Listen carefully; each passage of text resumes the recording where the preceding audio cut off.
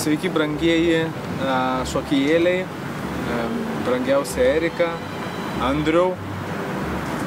Kaip jūs ten gyvenat, aš nežinau iš tikrųjų, nes visą savaitę nematau nei kaip repetuojat, nei kaip dirbat, bet tiesiog siunčiu jums video žinutę, kaip man sekas visai neblogai. Truputį supažindysiu, tai yra mūsų darbo vieta repeticijų, tai yra įvairūs rekvizitai, su kuriais mes dirbam.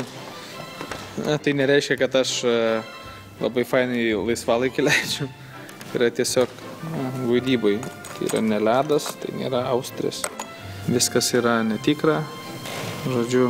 Dirbam po 9 valandas per dieną, statom spektaklį Traviatą, aš vaidinu Alfredą.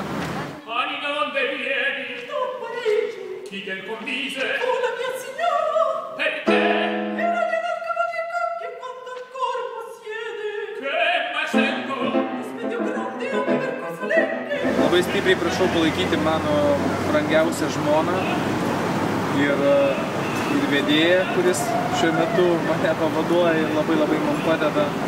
Širdimi aš su jumis, aš labai tave myliu ir palaikau. Andriuška, laikykitės.